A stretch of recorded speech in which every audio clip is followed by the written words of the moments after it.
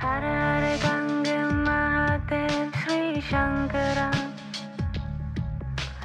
Parvati Pati Mahadev Sri Shankara. Namaste, it's Sahara Rose, and welcome back to the Highest Self podcast, a place we discuss what makes you your soul's highest evolvement. If there's one thing that 2020 has taught us, it is that awakenings aren't easy. Awakenings aren't glamorous. They aren't being in your beautiful tie-dye shirt with your crystals, meditating to Hare Krishna. Sometimes they are, but not always. Awakenings bring up shadows. Shadows are aspects of yourself and aspects of society that you have chosen not to look at because they feel too heavy, they feel too dark. And even this word of light and dark, I don't like it because it perpetuates the problem that Black is wrong. And this is the shadow that we are awakening to right now, that we have subconsciously, since the beginning of this country, perpetuated the story that Black is wrong, Black people are wrong, Black people are second class. If you aren't aware of the history of the United States, I encourage you to read a wonderful book by someone named Howard Zinn. And Howard Zinn wrote People's History to the United States. And essentially, it talks about actually what this country was based off of, which many of you guys know began because people wanted freedom and wanted liberty and justice for all, which was beautiful. But because of the groupthink, it turned into thinking that it's okay to use people for free labor, that if you buy them from their owner, then it's okay because you've paid for them. Not that you're paying them, but you've paid for them. It's almost like, sometimes I'm like, how could someone have thought that was okay? But I think about the things that we don't question in our society today. And back in those days, it wasn't questioned. You had a building to build. Well, you weren't going to do it, so you would buy a human, a slave. Not so different. Still in India, use the word servant. It's not so different. So our history has been based off of slavery, about 265 years of slavery, and then another 100 or so years of just this systematized oppression where people were forced to live in certain areas because they were Black. They were forced to only drink out of certain water fountains because they were Black. They were forced to sit in the back of the bus. We all know the story of Rosa Parks, and it did not begin with Rosa Parks. I remember my own grandfather told me, he's from Iran, but he came to this country as a visitor when he was in the Iranian army, and it was during the time of the segregation, which was between, I think, about 1865 to 1964. So, which was crazy. 1964 is like 50-something years ago. So he came at this time, and, he's a brown person, as am I, and he got on a bus, and they said, well, you can't sit in the front of the bus. You're not white. And he went in the back of the bus. They were like, well, you can't sit in the back of the bus. You're not Black. And the same thing happened. He couldn't eat at any restaurants. He couldn't do anything because America has been built on the system that you are white or you are Black. And if you look at the one drop rule was essentially saying that if you have one drop of Black in you, in your blood, you are Black. And if you actually look at this concept of white and Black, it's duality. It's the language that politicians use. You are with us or against us. And it is fear. It is fear of the other. It is the fear of you are different from me. I don't understand you. So I'm going to be afraid of you. And I'm going to come up with many stories of why I should be afraid of you. And then when you get angry that I'm afraid of you and that I've oppressed you, I'm going to use that to be even more afraid of you. And it continues, and I will definitely do a solo cast on this and the racism that I've experienced in this country and going more into that. But on Friday, which was just 3 days ago, which already feels like a lifetime ago because it was before these weekend of protests, before they had started, and the shifts that they have made, which I'm sure by the next couple of days when I do my solo cast, we'll be at an even different place. So now on the podcast, I am recording these like the day before because the world is changing so fast that within 1 week, things become like obsolete. So I recorded this on Friday, 2-3 days ago, and I wanted to dive into what is really happening from a spiritual and from a shamanic perspective. And we just had Tatyana Rae on the podcast last week. So many of you are saying it's been one of your favorite interviews so far. If you don't know her, she's a 69-year-old shaman from the Aztec and Toltec tradition. So she's Native American and Mexican, studied with Don Miguel Ruiz for a decade, a high priestess, extremely wise, extremely gifted in her shamanic abilities. But what I love about her is she really makes it relatable and understandable. So I was curious for myself. I sent her a text. I was like, what do you think is happening, from your perspective? I'm genuinely curious. She's like, let's hop on a call tomorrow, so I'll tell you. I was like, you know what? Let's record it so I could put it on the podcast, because I know I'm not the only person who, is looking at what's happening in the 3D reality, 100%, and also wondering what's happening from higher points of consciousness. As we always talk about on the podcast, there's a 3D, 4D, 5D perspective on everything. And the 3D is important not to bypass, not to overlook. There are Black people that are being killed for senseless purposes, and the system is based off of racism. That's a fact. And it's important to question 4D, the media narrative of what we're being taught, what the languaging that they are using, what are the continual videos they keep cycling. And also now we are seeing that many of these people taking advantage of the protests are not protesters. They are looters, they are rioters, they are not part of the Black Lives Matter movement. Many of them are white, there's tons of footage of it. And they're taking advantage of this opportunity to steal, to just break windows. There are videos of an undercover white cop just breaking windows. And it is very, very sad that it is given this movement a bad name. And it's taken the focus off of what is this actually about? It's about Black lives being senselessly killed.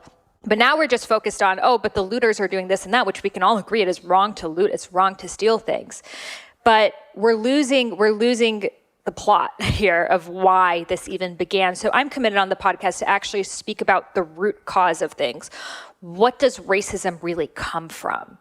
Why is this happening? From the highest level, why is this happening? And then how can we within ourselves commit to ending the prejudices and the racism that we carry internally? Because as is the macrocosm, so is the microcosm. The external world is a reflection of your internal reality. So on this episode, I sit down with Tatyana Rae to speak about the racism happening. But after speaking about the racism happening, I actually wanted to dive into some very taboo topics here.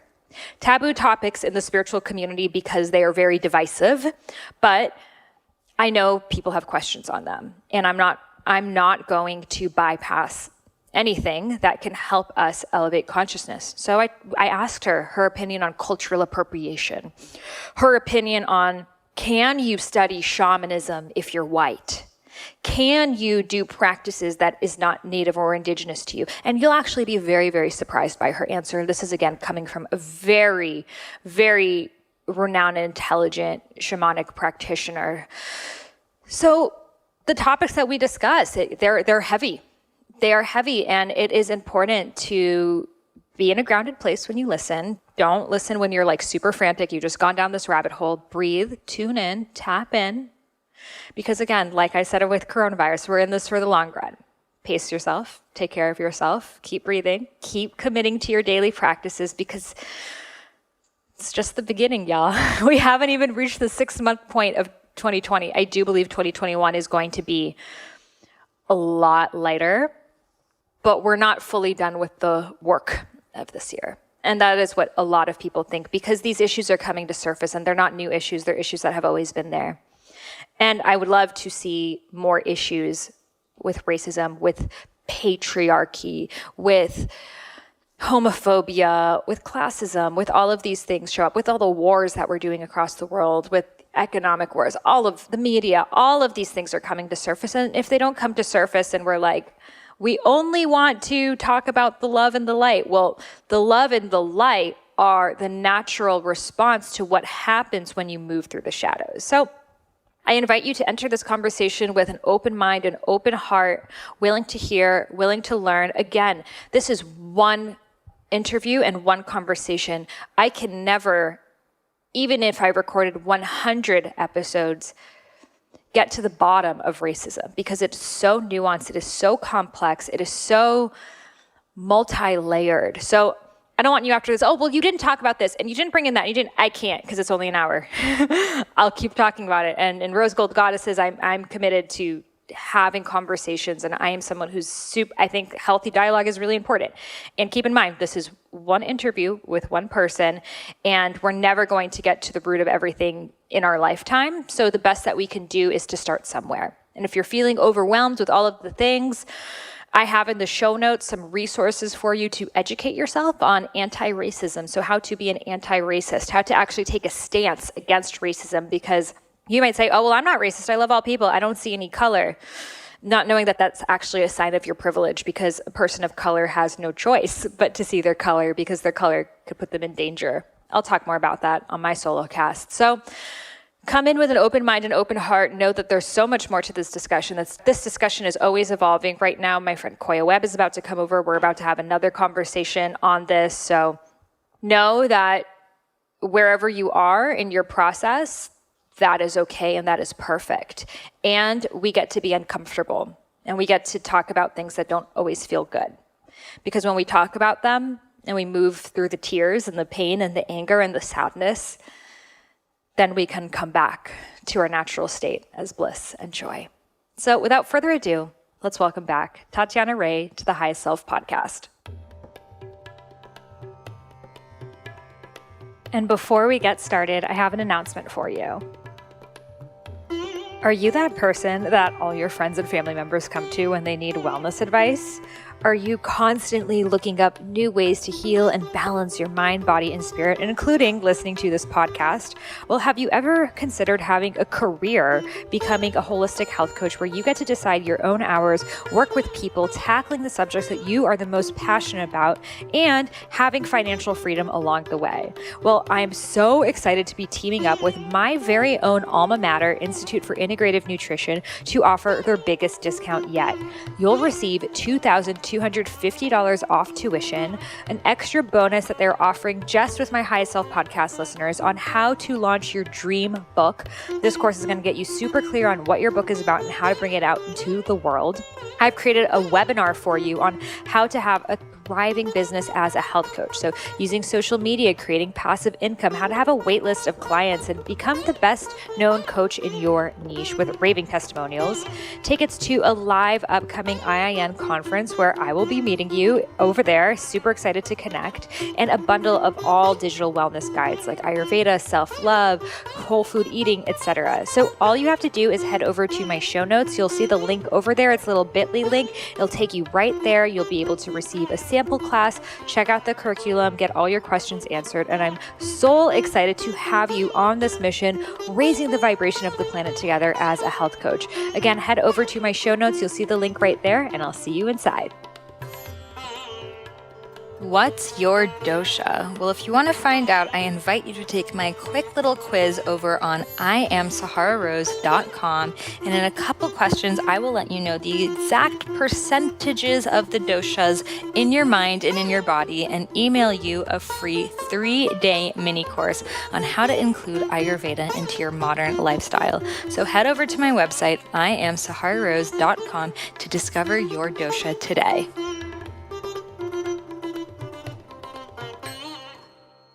Welcome back, Tatyana, to the Highest Self podcast. It's so great to have you here. Thank you. Thank you so much. I'm very excited to share with you again. Thank you.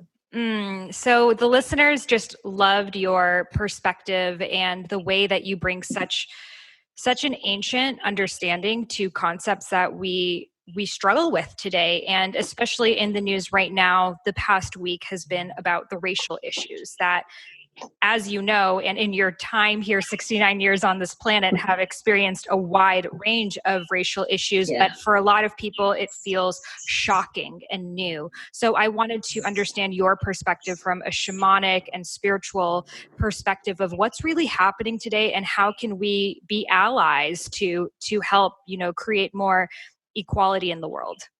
Well, without getting into too much spirituality, and I hesitate to even say it that way, Sahara, because life is about spirit. Life is us embodying ourselves as life. I like to say you experiment, you explore, you express, and then you have to expose. Okay. And then you go back into experimenting, exploring, expressing, and then you have to expose. And so what is happening in general right now that many, many people of your age group have not experienced is the hatred. Okay, the hatred. But this has never gone away since the moment I was born. You know, in 1951, Second World War had ended around 1945, you see. We're the baby boomers because all the men came home and made a lot of love, and here we are. And for the longest time, we were the largest generation, you see. So what I experienced just in my time is the race riots in Watts, you know, Rodney King, O.J. Simpson participating in what he did with his family and all of that. And yet he had enough money to safeguard himself to a certain extent, you see. And then recently you all got to participate with, I'm sorry, I don't remember how to say his name perfectly, but the football player that knelt, Kasperzik, is it? But that gentleman, you know, and everybody was up in arms about that. I think that's interesting that we got so insulted that he knelt at the song being sung and the flag being raised, because when we, as people of color, let's say, because whites in that also, you know, their color is white, or as I call my husband, he's a pink person. My husband is German, you know, and he's pink, you know. We are people of color. What has happened, though, throughout the ages is the color of white has assumed a superior stance, and it has not let go of that stand. It has not let go. What we are in right now, and as all of you are listening, you know, let's listen and open-minded. You don't have to believe me, but let's just listen for a moment, because I'm speaking from a shamanic point of view. What does that mean? That means that we see the energies at play that then play out as our lives. Basically, what we are in right now and have been in for centuries are tribal wars, tribal sections against sections. In the ancient times, tribes were very necessary, and they happened quite naturally because we didn't have the roads, we didn't have the vehicles, you know, the wheel had to be invented. And I'm really going back into ancient times. So the sustenance of staying alive and thriving was built on people getting along together and claiming little parts of their terrain in order to maintain their connection with hunting, or if they were hunter-gatherers, maintaining their connection to the crops they were able to grow. Okay, so being these peoples was very important. And these tribes then developed specialties. They were specialized tribes. There were the tribes that were the hunters, really known for being great hunters. There were the tribes that were known for being wonderful artists, you see. There were the tribes that were known to be more spiritual and in tune with the goddess. Everybody kind of developed their own niche of sustenance. And by that way, we, as several tribes, were able to continue and prolong the human race.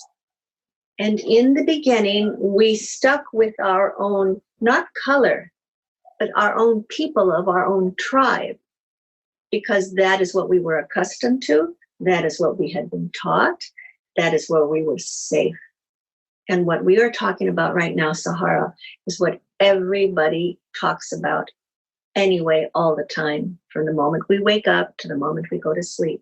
Am I safe? Am I safe? Am I safe in my job? Am I safe in my car on my way wherever? Are we safe at the park? Are we safe from the sun? Am I going to get a sunburn? You know, am I safe from the inclement weather? You know, am I safe? So these tribes ensured that certain arts were safeguarded, And even, I don't even know what you would call it, husbandry, I believe, with the sheep and the cows and the animals. Well, many tribes specialized. And so let's say the people in Tibet, they specialized in the very, very high tippy-top mountains, and they had their sheep and they had their horses that specialized. And they were able to keep that part of our planet quite alive and sacred. You see, then there were oh my God, there were the people in the deserts. I mean, you pluck me down in the desert, even telling me what to do, I'm not going to last. These people had ancient heritage that came with marrying within these tribes. So history was kept alive. The planet was cared for. This was lost. We no longer care for our planet. We no longer care about our planet. And I'm going to get emotional here, but in the ancient times, we were in tribes because we were like caretakers. We were caretakers, not only of the animals, but of the land that we were accustomed to, where our generations upon generations had tended that part of the planet, the land, yes, but the planet. And once Industrial Revolution came along and we lost our connection to that, we are now in a revolution. But I would love this revolution to become evolution that leads to transformation, not just this ongoing revolution. And when I say revolution and tribal wars, it is very frightening to have anything that is different. Frightening. Because the first thing that we think of is, am I safe? Am I safe? I know I spoke with some people last night in one of the classes I gave, and I said, when my next door neighbor moved in, they're from India. I didn't know who they were. I just saw the truck, and I never got to see the people.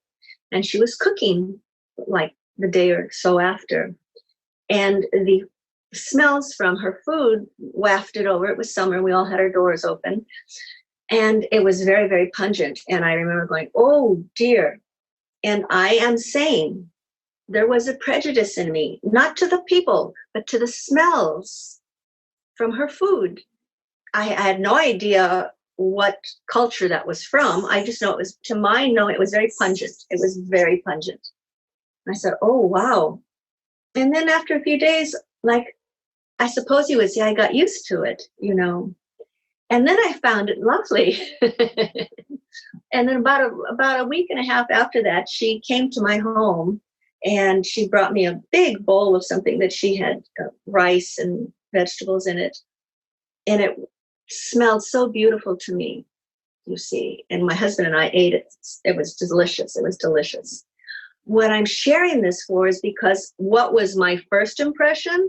My first impression, even without seeing her skin color or where she was from or anywhere, was just, I didn't like it. I didn't care for how it smelled. And that's just talking about a fragrance.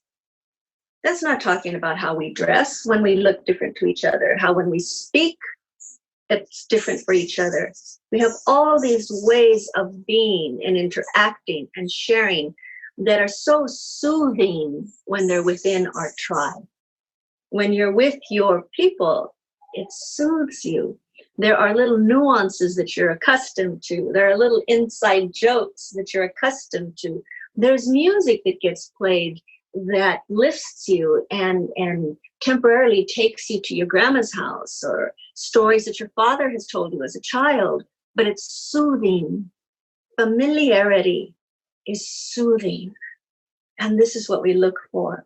And what's happening right now is our world, our universe is asking us to find each other as soothing. We are being asked to truly look at each other as different, but lovable, you see. So these tribal wars are so ancient in our DNA, we immediately get very, very unnerved. And we don't even know it. It looks like it's about color of skin. It looks like it's about how their food smells. It looks like about how when they're speaking their language, why can't they speak English? You see, I come from a family that we spoke Spanish, and my dad and his people spoke Apache. You see, I learned English as my first language, but I always heard other languages in the background. So when I go out into the world and hear other languages, it's not unnerving to me. But I can imagine how if you learn English and your mother and your grandmother and your grandmother and your grandmother only speak English, and then your father and his fathers and fathers and fathers only speak English, and your aunts and if you only ever hear that, I can imagine that other languages would be unnerving. So in these tribal wars right now, what we want to do is remember, it looks like it's about the skin color. It looks like it's about not understanding each other. But what it's about is we are offended by being asked to integrate. We're offended by that. And that's cellular, that's DNA. And I'm not excusing our actions right now. I'm not excusing them.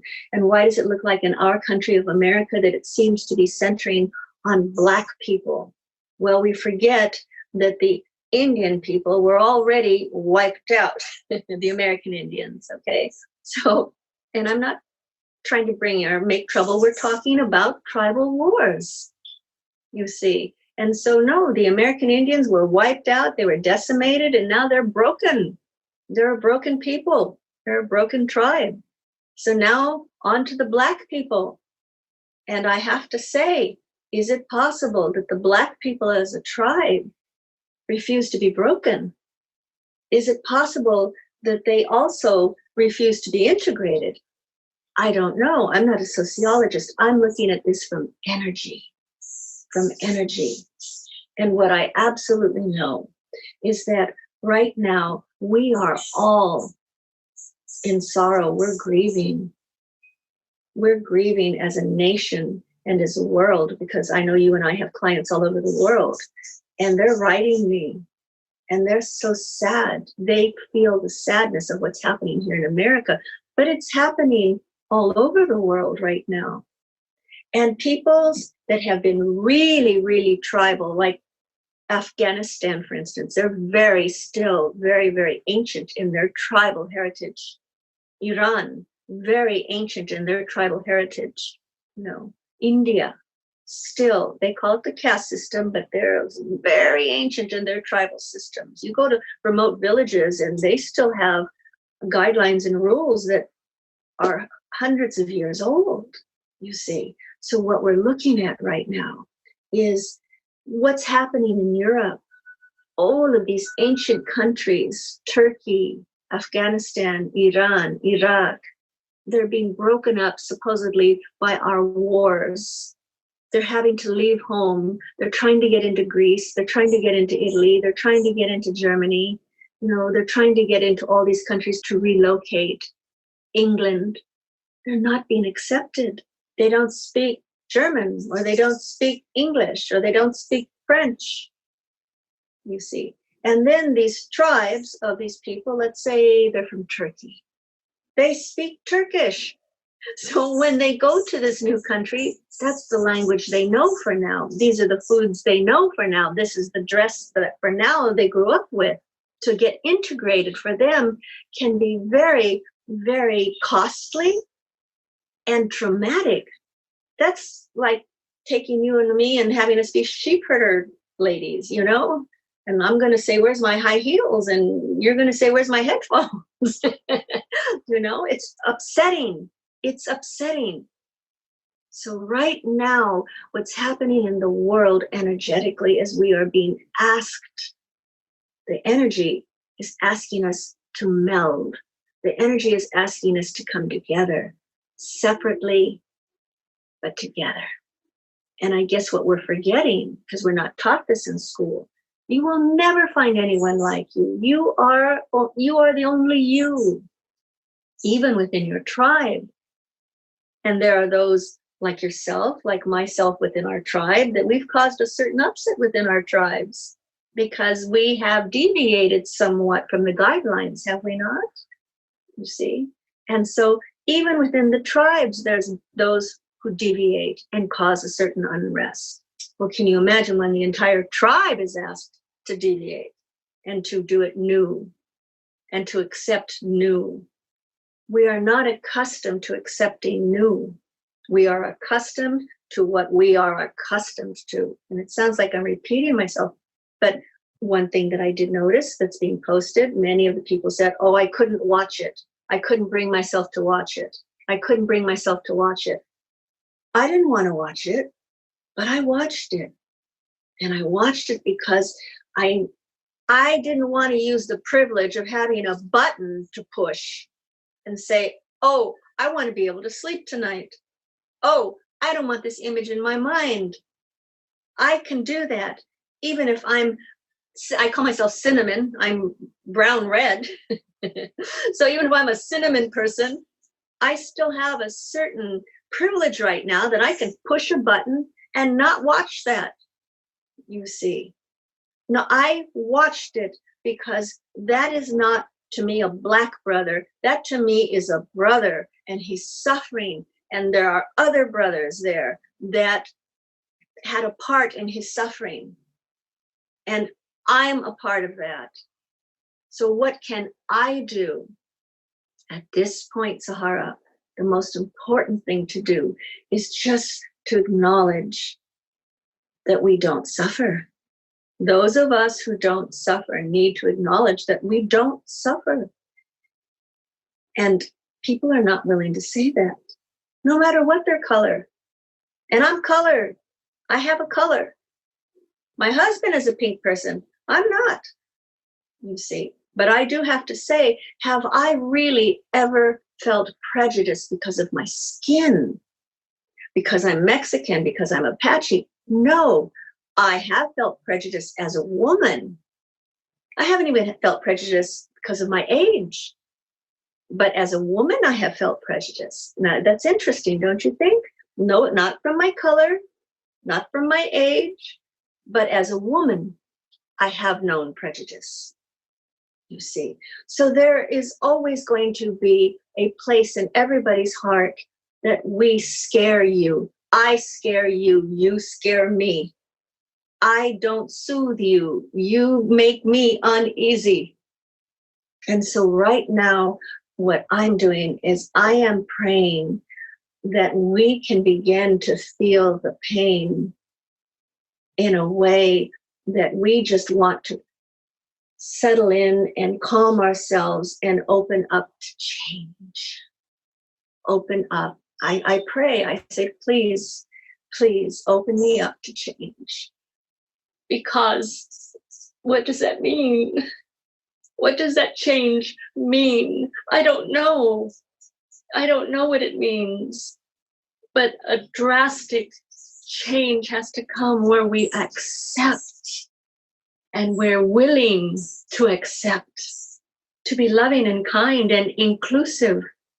I mean, when we stop and think about it, Sahara, to think that we have military, that we train these people to kill, and we send them to other countries to kill.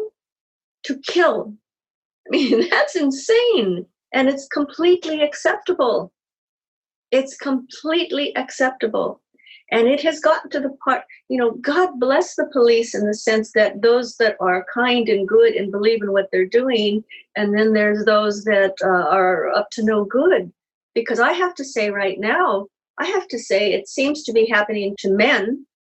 I have to say, I just last night when I was pondering that we were going to be speaking, you know what? I realized I'm afraid that what happens if one of my sons gets pulled over? Not because they're of color, but what if they get a policeman that's not a kind policeman? What if they get a policeman that has a mindset unlike those who have gone into the police force to be of service to humanity? And it's the first time in my life that I ever thought that way. First time in my life where I thought, whoa, I have to look at this. I can feel a little bit of fear if my boys are out and they get pulled over. The profiling of people of your color and from where you come from, not you personally, but your tribe, They're always profiled. There's a fear that has us. So now shamanically, let's look at, what is this fear? Why was I afraid of new smells? Okay, something very simple. As food was cooking, it was summer, it wafted over, and the first thing I did was, oh my, what's that? What's that? That's fear, because I got on alert. I didn't go, oh wow, what's that? I went, what's that? You see, my spine got stiff. I got ready. I'm looking around. What scared me about smell? Smell, something different, smelling. You see, I looked at it and I said, oh, okay. It's just that I'm accustomed to certain fragrances when people are cooking. I've never had that fragrance waft before. I realize now it's called saffron. And my body instinctively went into reptilian brain and got ready for fight or flight. It's that simple. It's that simple. My body did what it's supposed to do, and it got ready to fight or flight simply from saffron floating through my windows. So if that can happen to me, an educated woman, a kind woman, an open-minded woman, over my neighbor's cooking, can you imagine what other people feel in terms of fear and anger? How can we kill somebody? How can we willfully kill somebody? It's fear.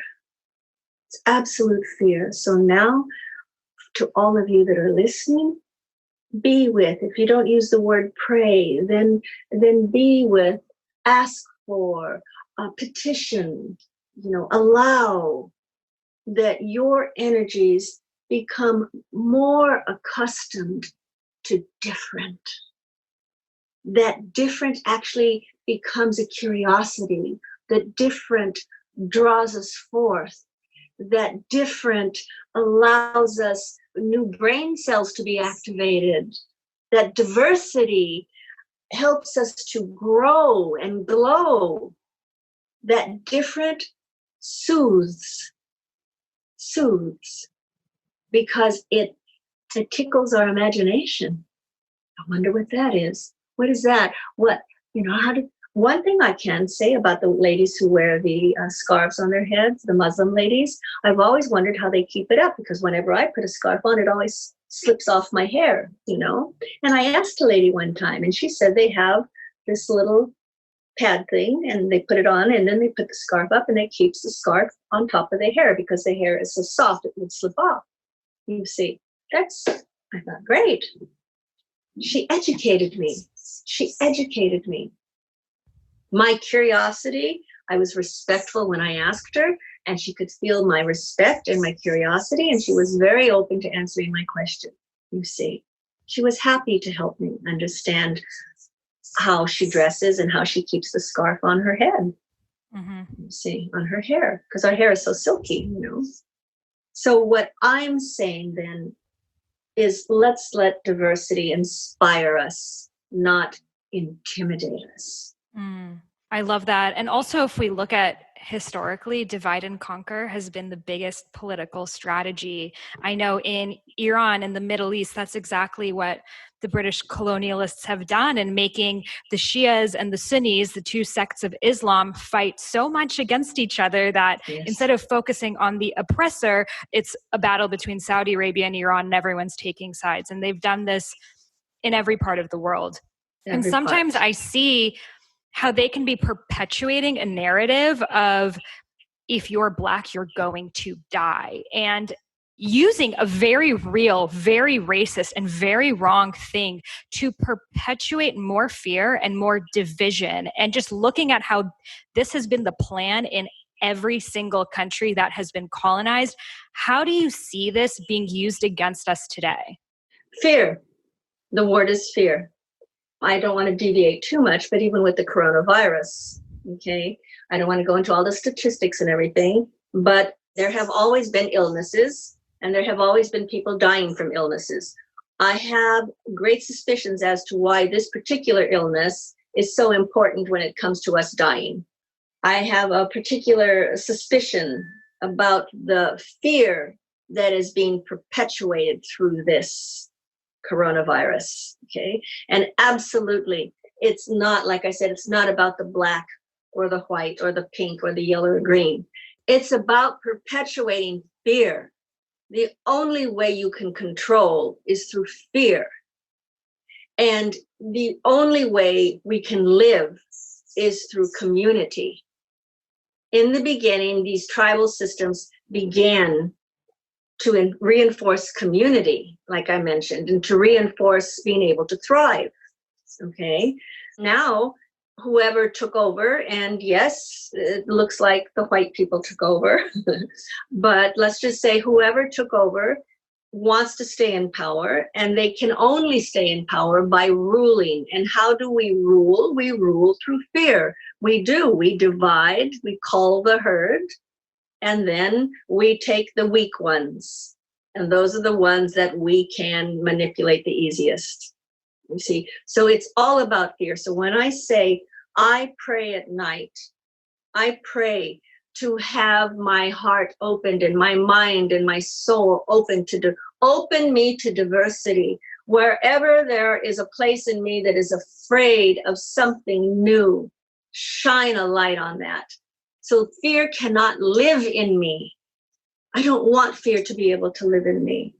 I don't want fear to be able to have one little toehold in my being, because it is about our communities now are being divided. Who's wearing the mask? Who's not wearing the mask? And now they're saying if you don't wear the mask, it's not about you. It's about protecting, and you're not loving your neighbor.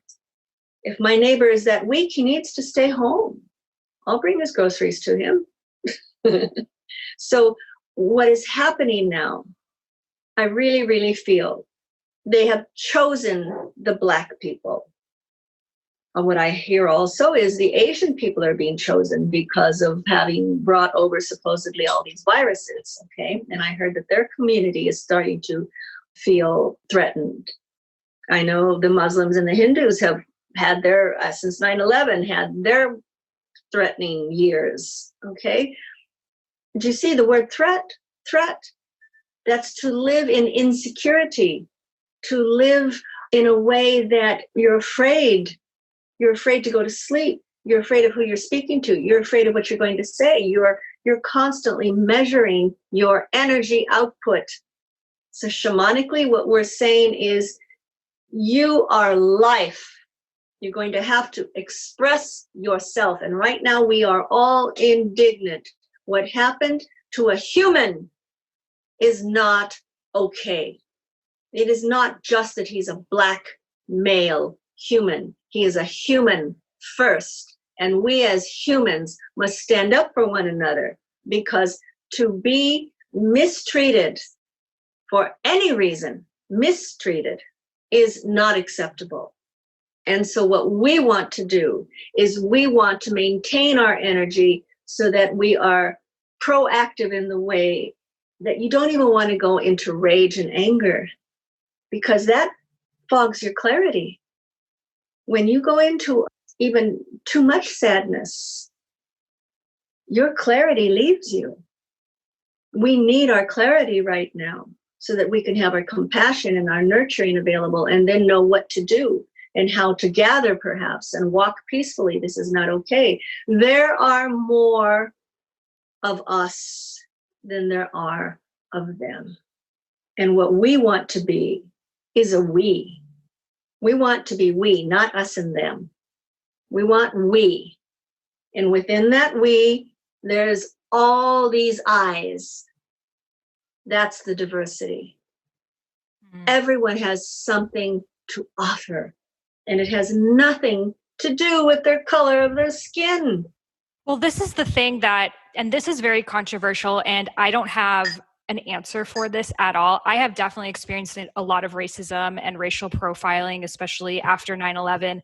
So I completely understand that. And just being in the spiritual world for the past 10 years or so has also opened me to different perspectives. So the controversy lies in I understand wanting to be around people that only look like you. I have done that. You know, I grew up mostly white people, so I felt like the outsider. And the moment I went to college, I'm like, put me around all of the brown people, you know, because I felt more at home. And then as I, you know, shifted, I realized that I don't need to be only around people who look exactly like me, because there's so many different people that doesn't have to be my only unifier. Correct. I'm seeing a lot of people's first response is, let's only be around people that look like us, and stuff like this. And I understand it creating more division. And I'm wondering if there even is a right way to go about this, because I see the spiritual bypass of saying color doesn't exist. We're all humans. We're all one race. I don't even see color. And that's what a lot of white spiritual people say. I don't even see color. I didn't even notice you were a person of color. And that's coming from their privilege, but also understanding the perspective of, well, then if only Black people hang out and only Hispanic people and only Persian people and only this and only that, are we moving forward? So I'd love to hear your take on this. Yeah, no, we're not moving forward. Mm-hmm. We're not moving forward. And the first thing, now let's talk about spiritual people. I mean, who is that gentleman? JP Sears. Yeah. I love him because he says it so perfectly. You know, spiritual people have to be, you always know a spiritual person by what they drink and what they say and how they dress and all their, what would you call it, routines? I call them routines. No, the moment anybody discovers something, they create a niche, they create a clique, they create a division, they create, instead of taking it forth and sharing and not naming it. Why do I have to name what I do? Which is why I laugh, you know. I'm not a healer, I'm not a teacher. Okay, if I have to have some kind of, to help people understand me, I mentor. What I really consider myself is I'm a rememberer, okay? But yes, you're absolutely correct. And you and I aren't sociologists. We're talking about this from an energetic level. And what we do, though, and this part is taught to us, we are taught to create cliques. We are taught to create, I don't think we go about it to make division, but we definitely go about to get soothed. We definitely are seeking safety. We definitely are that. And we end up creating, and what's the buzzword today? Tribes. I found my tribe. Okay. No, don't. That's why, no, don't include me in your tribe. Please don't include me in your tribe. I am an energy. You are an energy. And however we can function together and uphold each other and sustain each other and assist each other to thrive. Even this thing where women empowering women, another clique, another way to create division, another way to create division in a way that, what about women who don't have the economic resources to even own a computer? How are they going to be in on these things? So yes, it has everything to do with, we really, really need to look at, we want to be safe. And we want to be soothed in the process. We want to be safe and we want to be soothed. And anything different that doesn't assist in that, we don't want anything to do with. Which is why we are looking for our place within these cliques. But I see in the spiritual community, and this is, again, a very controversial topic, but we'll go into it, this topic of cultural appropriation. And this topic that a lot of white people feel like they never felt like they were part of a tribe. They feel like they don't have their rituals, their routines, their grandparents telling them things. They feel vanilla. They feel blah. And they are. But the reason they are, and God bless them, because they're the ones that decimated it. They did have that. Mm-hmm. They did have the Celtic, what would you call it? The Gnostic mysticism, yes. Yes, the Germans had all of their different rituals and pagan ceremonies. Yeah. Yes, mm-hmm. They had that, and they were the first ones to begin to erase it. Mm-hmm. They were the first ones to begin to erase this systematically, and then they went out from white countries And they systematically, what's the first thing they do is they take away the religions, or they make the religions fight. It's the first thing they do, you see. Yes. Are they vanilla? Yes, they're vanilla. They're the first ones that decimated whatever holy connection they had to life. But I think the people today feel like, well, I wasn't the one who did that. And I feel very sorry that my ancestors did that to other people's ancestors. But I feel like I don't belong. And then they learn about shamanic practices. They learn about Sufism. They learn about all of these different things, and they might resonate, with yoga, with ayahuasca, with something.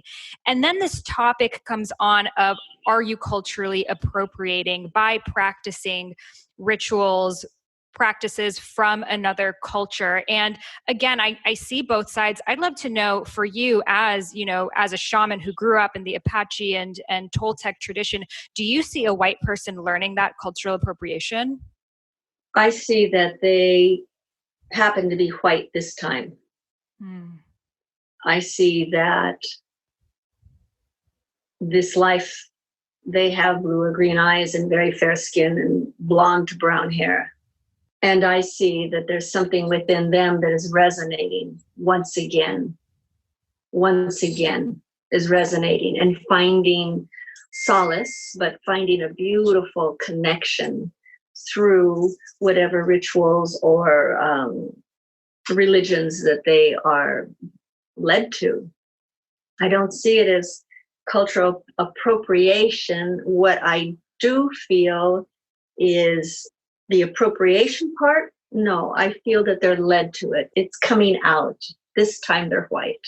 Okay. And that's like the rainbow prophecy that, the native and indigenous people that were killed would come back in all colors of the rainbow to bring the traditions back.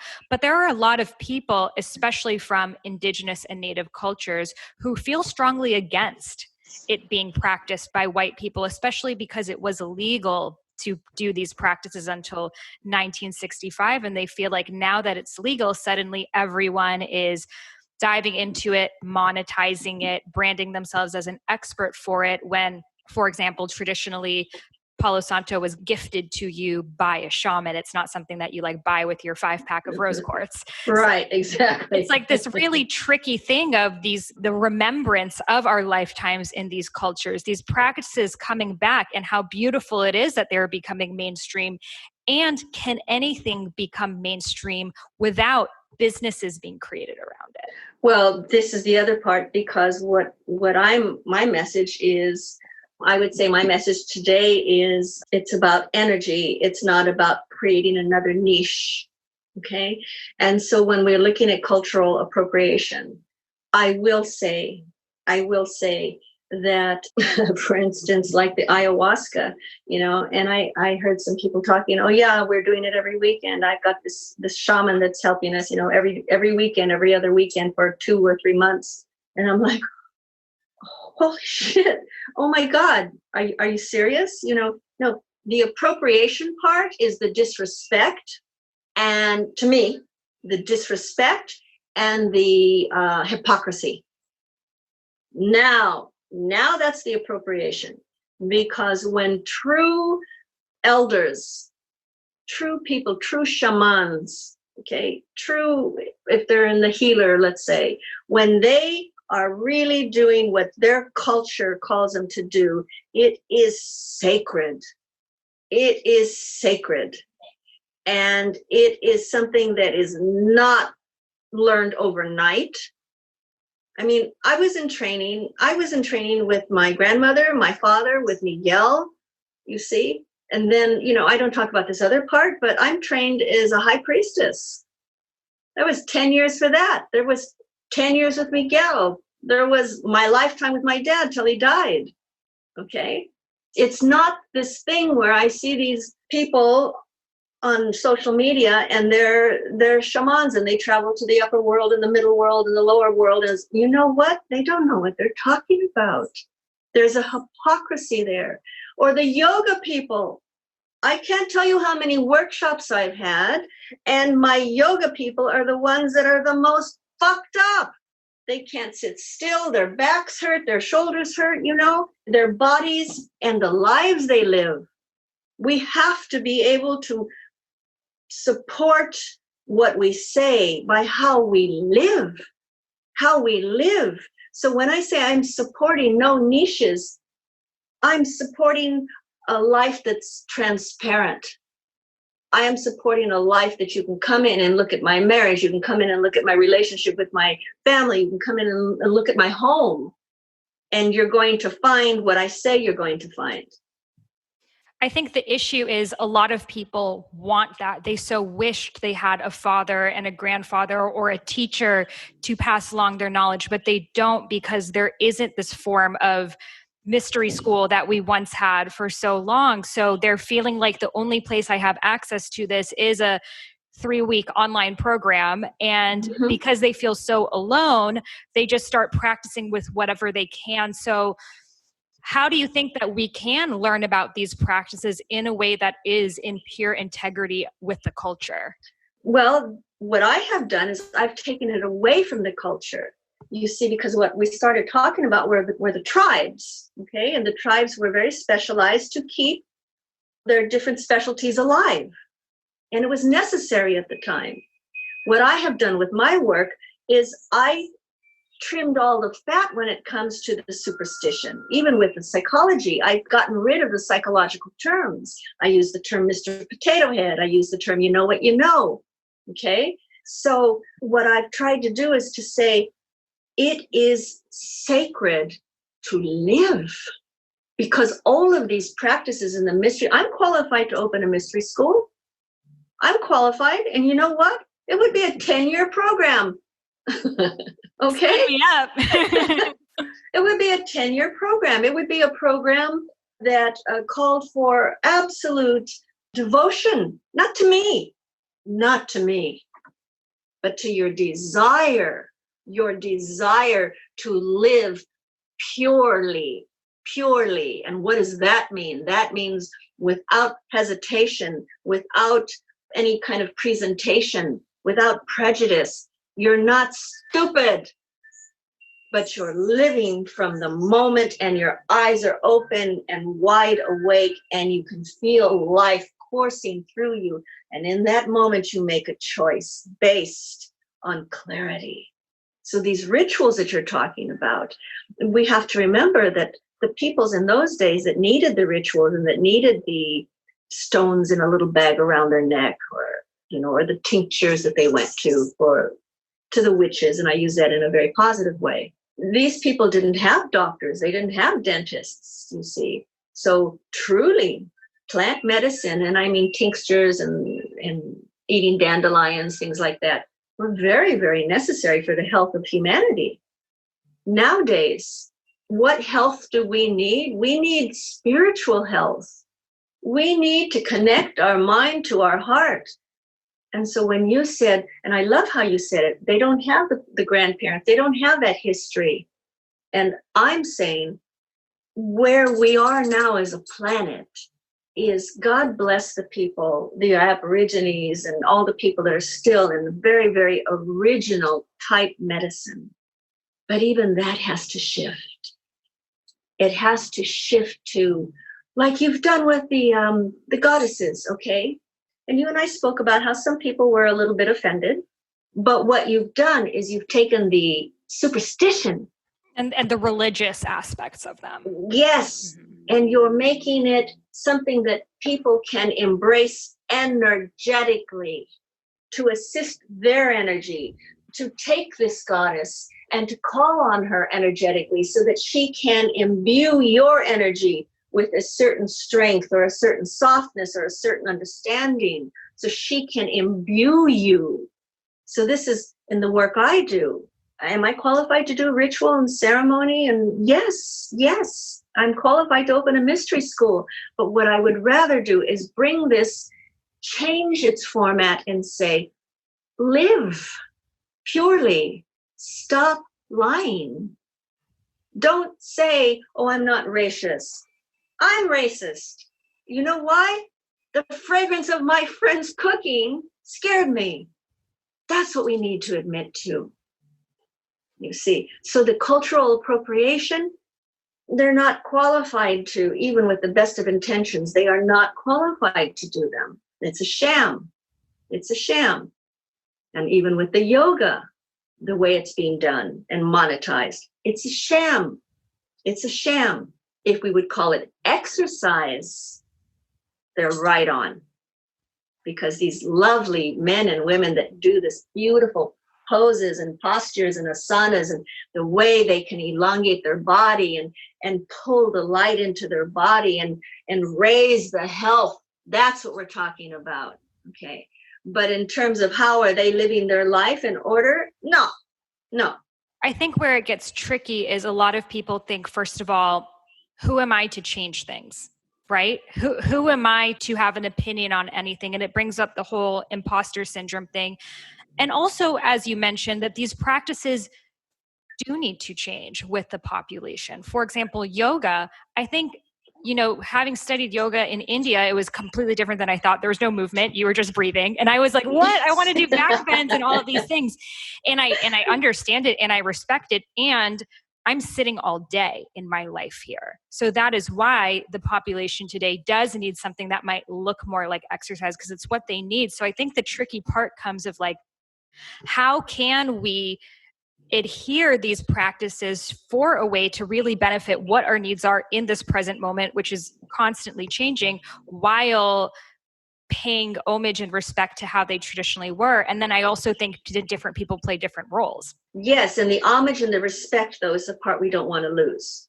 We don't want to lose the respect. We don't want to lose the honor of where this comes from. Okay, so let's talk about, yoga. Yoga, it's all about breathing. Yes, has nothing to do. And the asanas, they would take one asana for years and years and years and years and years. One asana. I know you know that, you see. So what we forget, though, Sahara, is why are we doing these practices? Why do we want these rituals and ceremonies in our life? Why will they book a session with me or yourself? Why? The why is living our life now, living our life. Even when I went through a certain mystery school, I did. It always had to be integrated. So many people start this work, and I say for 3 reasons, Sahara. They start the work, number 1, to get a relationship, heal a relationship, or get out of a relationship. Number 2, they're information junkies. Number 3, they want to look spiritual. They want to look good. They want to look like they're on the leading edge of everything. And those are the 3 reasons that people generally come into this work. I will even say, being that I was, reared this way, but when I really got serious about it, I wanted to save my marriage. My first marriage was all about, please God, give me the strength to just be able to stay here until he can shift so that we can remain married. Yes, I used all my tools to make me strong to remain in the marriage. Yes, even I came from one of these 3 directions. Then, hopefully, you begin to realize it's your life you're clearing and clarifying. It's your life force, you see. So I absolutely believe they have to change. The superstitions have to change. Everything's being asked to evolve. Everything is being asked to evolve. All I'm requesting is that no matter what practice you take on, to do it knowing you change. You and I were chuckling just as we started, and I said, oh yeah, everybody wants their life to change. They don't want to change, you see. And I'm saying, in any practice, let it affect you. Let it take you to the next level of self-expression. And in that moment, then you are honoring, then you are paying homage to it in its original form. Its very original form. Yes, I can see how we crave ritual, we crave ceremony, and it's very necessary in its own way. I would love to have more ceremonies because they're transitional points. We don't have transitional points right now. Very few. Marriage, maybe, but then that's been made into how big is your ring. So we are looking as a family of man, we are looking for that place where we can come together in our diversity. So I absolutely agree with you. The rituals, all the ways of being must change with us. That's why I don't talk about the Toltec. I don't talk about shaman. I talk about what is your life. I take it into everyday language, so that people can incorporate it. And I think we need that diversity of the people who will be the scholars of certain cultures and the people who are here to create their own versions of it and everything in between, because, different lifetimes are about different things. And, Yes. Ours are like, we're here to be the revolutionaries, but another person's lifetime could be, really studying the way that things were, being a historian, et cetera. So I think it's just honoring the call. And lastly, what suggestions do you have for people? Because I have some friends who are white, and they receive a lot of hatred and feedback around them, practicing shamanic or any type of spiritual thing that comes from, a cultural background. And it can be very confusing for them because they don't know, should I only stick to Celtic things if I'm white? Am I culturally appropriating by being in other cultures, though they are doing it with integrity? What advice would you have for someone who's in that situation? I would say for them personally to look at why are they drawn to what they're practicing. First of all, why are they drawn to that? What is it about what they practice that fulfills them, that brings them joy and peace? I feel very strongly that we are led to what brings us joy. And once again, the people that are getting offended are the people of color. Let's say especially when I know with the headdresses, Apaches, we didn't have these elaborate headdresses, not in my tribe. That's more Sioux, but the Plains Indians. And I can see why they get so angry. But I personally feel a lot of that has to be let go. When the girls wear the cornrows, and then the blacks get offended, when people put feathers in their hair, and then the American Indians get offended, the different areas of offense, let's call it. So for these people who are practicing various ways of being that were traditionally to a certain tribe, I say if they've been led to it, then they have to really investigate. They really have to begin to understand it from the core of its beginning. And do they, so that in the shifts they're making, that it doesn't look like they know what they're doing. They have to come from a place of humility. They have to come from a place of understanding that this is so much older than any of their lifetimes, and they're being led to it. God bless them. But they can never, ever let go of the honor and the way you do it with your rose gold goddesses. There's such honor and there's a playfulness, and you've shifted it, you've changed it from how it's traditionally held. But I see when you put things up that there's a playfulness and there's an honoring and there's an understanding, and you always link it back to, and you give homage, you pay homage to the forefathers, to the ancestors. It's like taking music and having hip hop, and then the grandma over here is listening to Charleston, but it's still music. It's still music. So I would say to them, just don't forget its ancientness as you modernize it. And I feel a lot of times that's where even other people can feel, even if they don't know anything about it, but energetically, we're energetic bodies, they will feel an unrest. They'll feel a little embarrassment. They'll feel like embarrassed for whoever's doing the ritual or the practice. And what they're actually feeling is a lack of honor, a lack of respect, a lack of really knowing the foundations of what they're presenting in a new way. I love that. Giving it honor, but also knowing that you are called to the work for a reason. Mm-hmm. Absolutely. Absolutely. You are called to the work. You are feeling toward that work. I always like to say, you don't see me lamenting that I didn't become a prima ballerina. You see, it never even occurred to me to take ballet lessons. Mm-hmm. See, that's how I say it to my clients. It never even occurred to me to take ballet lessons.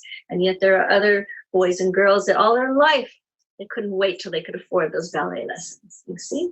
So no matter what we're called to, we are called to it. I firmly believe that. And like you and I spoke about purpose, your purpose, you give yourself your purpose according to what you're called to. So beautifully said. Well, thank you so much, Tatyana, for your wisdom again, for the spur of the moment. It's the conversation that so many people are like trying to have alone in their minds. And I think people are afraid to talk about this type of stuff because it is so polarizing and emotional, especially right now. So thank you for bringing your clarity and your wisdom so we can all dive deeper into our own mindset around these issues. Thank you. And thank you for the wonderful questions. That's what I love about you. You have this sharp mind and you can just, synthesize everything and then you come up with these great questions. So thank you. Well, I think we all have these questions. So what makes, this podcast and speaking to people like you amazing is you're able to go into them. And I think so many people right now, especially in the spiritual space, are deflecting them. It's too much. They don't want to talk about it because they don't know what the answer is. And neither of us know the complete answer. But what I love about your wisdom is you're looking at it from this energetic perspective instead of getting so lost in the semantics, which is what our news wants us to do. Absolutely, you see. And no, we're being asked to melt together, and that's frightening. We're being asked to come together, and it's very, very frightening. It doesn't soothe us. It's different. Okay? And all of these other things are a result. So let us ask ourselves every day, open me up more and more and more to different and to relishing different. So beautifully said. Thank you again for being on the podcast. Thank you. Bye, baby doll. How amazing was that conversation with Tatyana Rae? What I love about her is she is not afraid of tackling the big conversations that most are afraid of. Most don't want to get into. They don't want to say the wrong thing or it be off brand. And I want you guys to know that a lot of people that I know who are in positions of influence are having a really, really tough time right now vocalizing because they don't want to say the wrong thing and they're choosing to not say anything because they're so afraid of saying the wrong thing, and then not saying anything, being silent, is even worse. So know that if you're afraid of having this conversation, that it's better to just start it and make mistakes and learn along your way than to not have it at all and to pretend that it's not there. We have to look at these things. We have to go inwards. We have to question. We have to spark the conversation. Otherwise, we're just going to remain stuck in our judgments around it. So in Rose Gold Goddesses, this is the community that I've created exactly for that, spiritual discussions on all levels, whether it is the racism that is happening today and has been, whether it is spiritual awakenings, anything that is assisting you, elevating you, inspiring you. This is your place to have the conversation. So come join us in Rose Gold Goddesses. The link is rosegoldgoddesses.com over in the show notes, and I am so excited to meet you inside.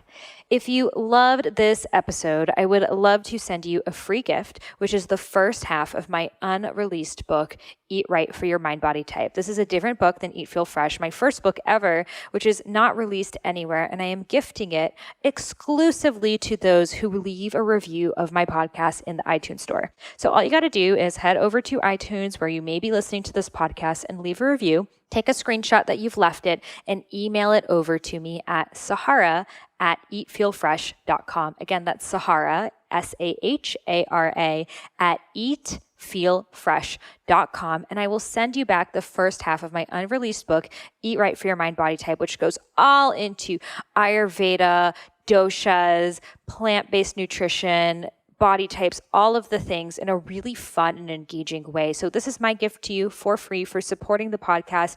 Every single review I personally read. It really helps the podcast be listened to by more people so we can raise the vibration of the planet together. And I am so grateful to have you on this journey. Thank you so much for listening, and I'll see you on the next episode. Namaste.